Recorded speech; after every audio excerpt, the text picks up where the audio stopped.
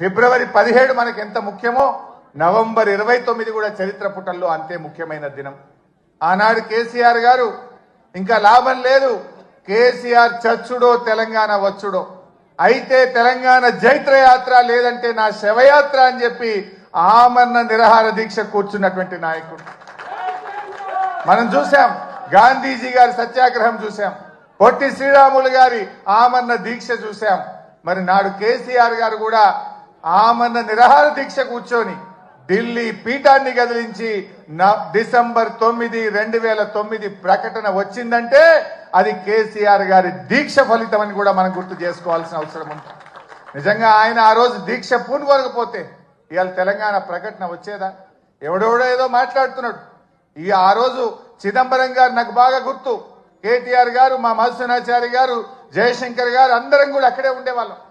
చిదంబరం గారు ఫోన్ చేసి ఢిల్లీ నుంచి కేసీఆర్ గారు దీక్ష విరమించండి, మేము తెలంగాణ ప్రక్రియ ప్రారంభిస్తామన్నారు. మీ మాటలకు మేము మోసపోం.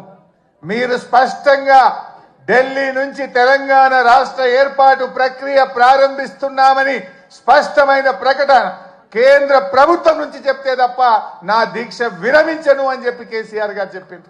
అప్పటికి 11 రోజులైంది.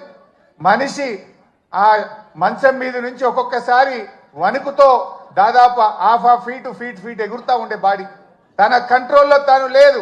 కానీ ఆ పట్టుదల మాత్రం సడలేదు. మా కళ్ళల్లో నీళ్లు తిరుగుతున్నాయి, ఎంతో బాధపడ్డాం.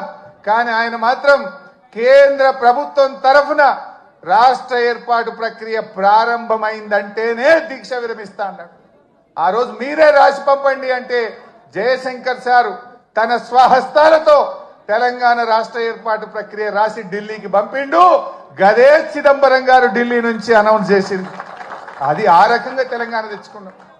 మరిన్ని ట్రెండింగ్ వీడియోల కోసం న్యూస్ 18 తెలుగు యూట్యూబ్ ఛానల్ ను సబ్స్క్రైబ్ చేసుకోండి.